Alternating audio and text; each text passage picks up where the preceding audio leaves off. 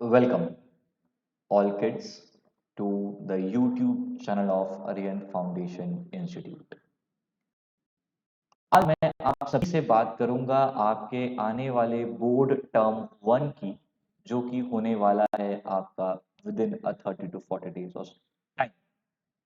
लेकिन ये बात करते वक्त मैं आप सभी से कुछ और इम्पोर्टेंट बातों पर भी बात करूंगा। फॉर एग्जाम्पल ये वाई 98.2, और जब इसकी बात करूंगा और आज जो मेरे वीडियो की जो पार्ट 1 की सीरीज है उसमें मैं जितने भी स्टूडेंट्स हैं, जितने भी पेरेंट्स हैं, उन सभी को एड्रेस करना चाहूंगा और जो अरियन फाउंडेशन इंस्टीट्यूट में एजुकेशन को लेकर हमारा जो पर्सपेक्टिव है वो आप लोगों से शेयर करना चाहूंगा, जिसके थ्रू आपको एक आइडिया होगा कि हम आपको किस तरीके से एजुकेशन के फील्ड में गाइड करते हैं और अगले कुछ बोर्ड एग्जामिनेशन के दिनों तक आपको हर कुछ 1 से 2 दिनों में मिलते रहना चाहते हैं और आपको गाइडेंस प्रोवाइड करना चाहते हैं। सबसे पहले 98.2 पे आता हूँ। इस जो नंबर है उसको क्लियर करता हूँ। देखिए भाई, 98.0 या फिर 99.0, इनके बीच में और कई नंबर्स आते हैं जो कि 98.2, 98.3, 98.1 से जाएंगे 98.9 तक। प्रोबेबिलिटी की अगर आप बात करें, जो बच्चे 9th-10th में पढ़ते हैं मैथ्स में, भैया प्रोबेबिलिटी भी आपको बोलेगी कि इन नंबरों की, इन परसेंटेज की आने की प्रोबेबिलिटी ज्यादा होती है और इनकी कम। यहाँ पर इसके माध्यम से मैं आप लोगों को ये समझाना चाहता हूँ कि आपने अभी तक जो एजुकेशनल के वीडियोस पढ़े हैं, जहाँ पर एजुकेशन की बात कराई जाती है, सिखाई जाती है, वो ऐसे ही राउंड फिगर में बात की जाती है, सुपरफिशियल बात की जाती है। हालांकि आते तो नंबर बच्चों के ज्यादातर ऐसे पॉइंट में आते हैं, और आज इस वीडियो में आपको हम देंगे पॉइंट टू पॉइंट एनालिसिस। इसको बनाने के लिए, इसको समझाने के लिए कि हमारा बोर्ड के लिए प्लान कैसा होना चाहिए, सिर्फ 4 किताबें रखने से नहीं होती, और कुछ छोटे छोटे स्किल्स होते हैं जो एक बच्चे के पास होने चाहिए। इसीलिए हमने इस वीडियो को 2 पार्ट में डाला है। पहले पार्ट को अगर आप लोग देख ले अंत तक और आपको अच्छा लगे, तो हम आपसे कमेंट में वो सारी चीजें एक्सपेक्ट करेंगे जो आप अपने सेकेंड वीडियो में चाहते हैं। तो सेकेंड वीडियो उतना ही रिफाइंड और उतना शानदार बन के आए, यही हमारी एक्सपेक्टेशन है। आपको ले चलता हूं आगे। देखिए, अभी जो आपका एग्जामिनेशन है वो शुरू होने वाला है 30 नवंबर से। सबसे पहला एग्जाम है सोशल साइंस, फिर साइंस, और उसके बाद यूजुअली मैक्सिमम बच्चों का आएगा मैथ्स। तो यहाँ पर देखें तो बच्चों को करीब करीब 24 आवर्स का स्टडी टाइम मिलेगा, और यहाँ पर देखें तो 48 आवर्स का एक एवरेज टाइम मिलेगा। तो पूरे साल भर की पढ़ाई आप 24 घंटे में या 48 घंटे में कैसे निचोड़ के रखेंगे, उसके लिए आपकी उससे पहले की पढ़ाई बहुत जरूरी होती है। और पहले जब पढ़ाई करेंगे तो आपके की पॉइंट्स आपके पास होने चाहिए, आपके 5 स्टार पॉइंट्स आपके पास होना चाहिए, और आपका क्वेश्चन बैंक आपके पास होना चाहिए। क्योंकि इस समय में आप, ज्यादातर बच्चे लोग नया टॉपिक नहीं चूज करते, बहुत कम बच्चे होते हैं जो नया नया पढ़ने बैठते हैं।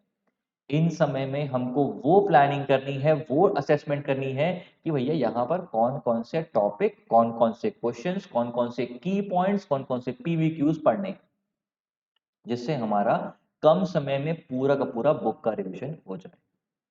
इस बात को समझेंगे, लेकिन पहले आपको लेकर आता हूं मैं यहाँ पर। देखिए, डेट ऑफ अनाउंसमेंट जो हुई है वो हुई है आपकी 18/10 को,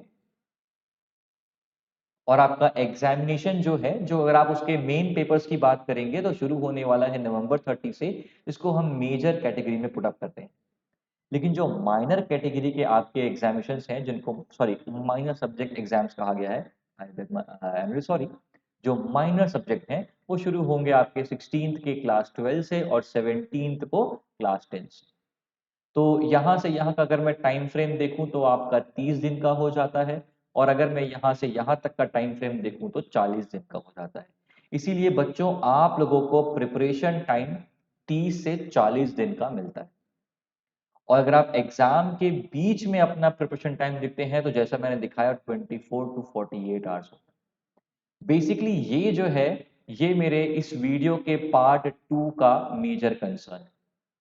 आज पार्ट 1 में कुछ ऐसी कॉन्सेप्चुअल बातें, ऐसी बेसिक बातें मैं आप सभी के सामने रखना चाहता हूं। मेरा अपना पर्सपेक्टिव जो है एग्जाम्स को लेकर और एजुकेशन को लेकर आपके सामने रखना चाहता हूं, ताकि आप लोग को भी समझ में आए कि कई बार हम लोग जाने अनजाने में, चाहे कोई भी, चाहे वो एजुकेटेड है या नहीं है, हम एजुकेशन को कितना गलत तरीके से देखते हैं।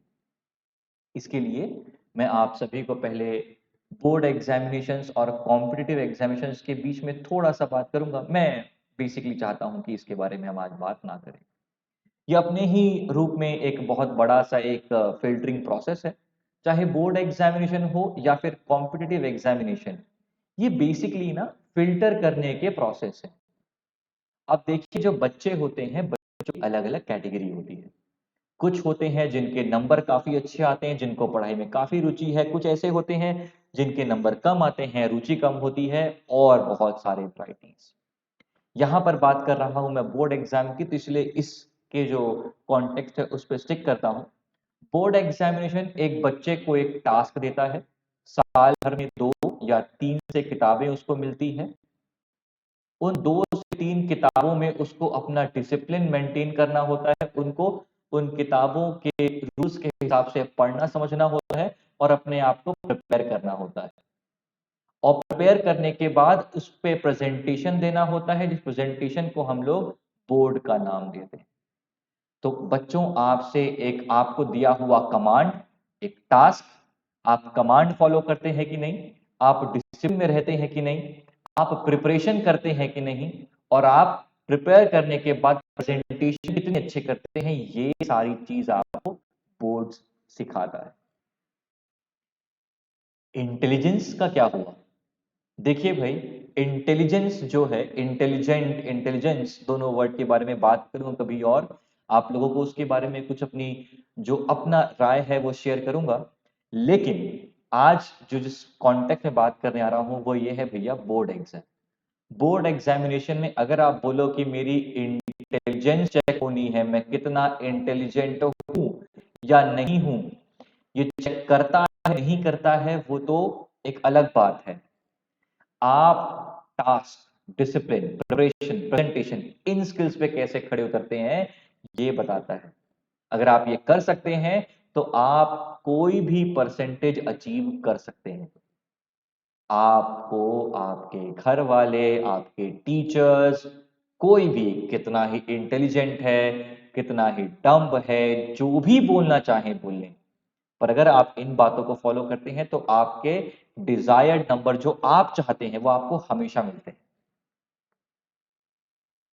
यहां पर मैं एक बात को टच करना चाहूंगा, वो कुछ ऐसी है। ये एक कोट है जो कि यूजुअली लोग हमेशा शेयर करते हैं। Your degree is just a piece of paper, your education is seen in your behaviour. Absolutely correct. कुछ और भी स्टेटमेंट आते हैं जैसे कि my worth will not be decided by just a piece of paper. Absolutely correct. But that degree, that piece of paper also has its value, also have its value, really sorry for that। तो जो ये value होती है, ये value कैसी होती है, और क्या आप अपने लाइफ में उस पेपर, उस डिग्री से जो आपका अपलिफ्टमेंट होना चाहिए, फिल्टर होके आपको किसी एक आपकी डिजायर्ड लोकेशन पे आपको जाना है, अगर वो हेल्प करता है तो बुराई किस बात की? उस डिग्री में, उस एग्जाम में जो नंबर चाहिए ला के दो ना यार। इसका मैं आपको एग्जाम्पल सेट करता हूं और उसके बाद हम बात करेंगे कि कितना इंपॉर्टेंट। देखिए भाई, मोस्टली जो बच्चे हैं फिलहाल वो 10th में हैं या फिर 12th में, कहीं पर भी हैं बच्चे, आप लोग मेहनत करिए, अच्छे नंबर लाइए। ये जो हम जिसकी बात कर रहे थे कि एजुकेशन पेपर में नहीं, आपके बिहेवियर में आता है, और आपकी वर्थ आपका पेपर डिसाइड नहीं करता, इनका कॉन्टेक्स्ट बहुत अच्छा है और इस कॉन्टेक्स्ट को मैं एक्सेप्ट करता हूं। लेकिन हम जिस चीज की यहां बात कर रहे हैं, आपके परसेंटेज की, आपके मार्क्स की, इस कॉन्टेक्स्ट को समझिए। आप कभी भी दो कॉन्टेक्स्ट को मर्ज नहीं कर सकते। इसका कॉन्टेक्स्ट क्या है मैं आपको समझाता हूं। देखिए देखिए भैया, आपको जो लगता है, मान लेते हैं किसी एक एक्स कॉलेज में, ठीक है, बच्चों को जाना है, तो 12 में मान लीजिए उस कॉलेज में जाने के लिए पूरे इंडिया से 12 के करीब करीब 1 लाख बच्चों ने फॉर्म फिल किया। अज्यूम कर लेते हैं वहां पर सिर्फ 1000 सीट ही हैं, ठीक है जी। तो अब जहां पर आप देख पा रहे हैं कि एक कॉलेज है जहां पर 1000 सीट हैं, लेकिन 12th के बच्चे हो रहे हैं उस जगह अप्लाई करने के लिए 1 लाख। तो जो आपके उस कॉलेज के जो डीन हैं, जो प्रिंसिपल हैं, भैया आपको आपका बिहेवियर तो चेक करने नहीं आएंगे। ऑफ कोर्स चेक करना गलत नहीं है, अलग चीज है बात करने का, लेकिन उनका जो प्रोसेस है वो बहुत ही फ्री होना चाहिए, इजी होना चाहिए। उनको फ्रीडम होनी चाहिए, फटाफट चूज किया, इजी होना चाहिए। तो बोर्ड एग्जाम के पास गए, देखिए भैया जो बोर्ड एग्जामिनेशन में हमारे जो मैक्सिमम नंबर लाए हैं, 95 से ऊपर वाले बच्चे हैं, उन सभी को बुला लो। अगर आप बिहेवियर वाइज बहुत शानदार है भाई, लेकिन नंबर ले आए हैं 91, तो अगर आपको वो कॉलेज जाना है तो आप नहीं जा पाएंगे सर। लेकिन आगे जाके उसी कॉलेज का बच्चा और मैं जिस शहर का हूं उसी कॉलेज का बंदा सेम कंपनी में काम करते हैं, करो ना यार, कोई तकलीफ नहीं है। उस जगह पर आपके इंटरव्यू के समय में आपकी पर्सनालिटी का बहुत चेक किया जाएगा। वो पर्सनालिटी आपका वो कॉलेज डेवलप करने में एक बहुत बड़ा रोल प्ले करता है। ये इतना ही मेरे लिए बहुत सही होगा शायद कहना, और इसी पॉइंट को मैं यहीं पर रखना चाहूंगा कि देखिए, इस पॉइंट को समझिए। आप लोग नंबर कम आने पर जितने भी प्रकार के एक्सक्यूजेस देते हैं, कुछ तो गलत होते हैं लेकिन उसको भी मान दिया जाता है। लेकिन भाई जो अच्छे नंबरों का फायदा होता है उसको डिमीन मत करिए, उस पे मेहनत करिए और नंबर लेकर आइए। अगर आप इतना करेंगे, नंबर लाएंगे, तो वो कॉलेजेस या फिर वो सारी जगह जहां आपकी एंट्री सिर्फ और सिर्फ नंबरों के बेसिस पे होती है, वहां हो जाएगी। एजुकेशन पे बहुत लोगों ने बहुत बोला है और उसको डिमीन करने के लिए तो बहुत लोगों ने बोला। कॉन्टेक्स्ट की बात करेंगे तो सारे के सारे शांत हो जाएंगे।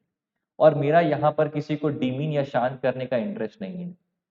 मेरा यहाँ पर सभी बच्चों को और सभी पेरेंट्स को ये पर्सपेक्टिव दिलाना है कि नंबर अच्छे लाना जरूरी है, अगर आप उस प्रोसेस पे अपने आप को अच्छे जगह बैठाना चाहते हैं। अगर आप अच्छे जगह नहीं बिठाना चाहते कोई बात नहीं। याद रखिएगा, मैं जो स्टेटमेंट कहा था फिर से कहता हूं, वो कॉलेज आपकी पर्सनालिटी को डेवलप करने के लिए बहुत जरूरी होता है, जिसके थ्रू आपको कहीं जॉब लगने वाली है। माना कि आपकी जॉब और किसी और की जॉब जो शायद तक आपके एक शहर का एक बहुत छोटा सा कॉलेज हो सेम होगा, लेकिन आपकी पर्सनालिटी भी तो कुछ चीज होती है, वो बहुत कुछ आपको कॉलेज से मिलती है। आपको आपके स्कूल से डिसिप्लिन का एक बहुत इंपॉर्टेंट चीज सीखना होता है आपके जीवन में, और पर्सनालिटी को निखारने के लिए कॉलेज होता है। ये शायद कहीं लिखा हुआ नहीं है, ये मेरा अपना खुद का मानना है। इसीलिए अगर किसी भी व्यक्ति को मेरी इस बात पे अगर कुछ आपत्ति हो या कुछ गलत कहना हो, तो आप लोग प्लीज कमेंट बॉक्स में अपनी राय लिखें। अगर मुझे लगेगा कि आपका पर्सपेक्टिव मेरे से बेहतर है, तो मैं जरूर उस बात पे ध्यान दूंगा। लेकिन याद रखें सभी कि स्कूल डिसिप्लिन सिखाता है और कॉलेज आपकी पर्सनैलिटी में एक और निखार लेकर आता है। तो खैर, इस पॉइंट पे आगे बढ़ते हैं, और शायद तक मैंने आप सभी को ये समझा दिया है कि जो मार्क्स होते हैं उनकी इंपॉर्टेंस है। अब आप उसको फेच करना चाहते हैं नहीं चाहते हैं, वो आपका अपना एक पर्सनल डिसीजन है। अब बात आती है भैया हमारे बोर्ड एग्जामिनेशन के उन 7-8 दिनों में पढ़ाई कैसे करनी है, और उसके बाद हमारे ये सारे चीज। कि सबसे पहले आपकी प्रिपरेशन, प्लानिंग होनी चाहिए, आपको स्कीम पता होना चाहिए और स्कीम पता होने के बाद आपको बच्चों सब्जेक्ट वाइज अपना अप्रोच अलग रखना होता है और साथ ही साथ चैप्टर वाइज भी अपना अप्रोच अलग रखना होता है। ये सारी बातें मैं आपके इसी टाइटल के पार्ट 2 पे कवर करना चाहता हूं। ऑफ कोर्स एक मेहनत से वैसी तो बहुत सारी मेहनत नहीं जो यूट्यूब में लोग बोलते हैं कि इतनी मेहनत की, उतनी मेहनत की, तो दिन किए तो दिन किए। थोड़ी मेहनत की, थोड़ा सोचा और अपना एक पर्सपेक्टिव आप सभी के सामने रखना चाहा। अगर आप सभी को लगता है कि जो मैंने कहा वो सही है या आपको मेरे पर्सपेक्टिव का थोड़ा-सा एंगल अच्छा लगा, तो लाइक करें, कमेंट करें और कुछ बेहतर करना हो तो सब्सक्राइब करें और शेयर करें इस वीडियो को। अगर आप ये सब करेंगे तो एल्गोरिदम जो होता है यूट्यूब का उसको उसके वजह से हमारा जो वीडियो है उसको अच्छी लाइक मिलेगी और अगर जितने ज़्यादा लोग हमको मिलेंगे तो हमारा अगर जो सोच है, विचार है वो एजुकेशन को अच्छा करता है।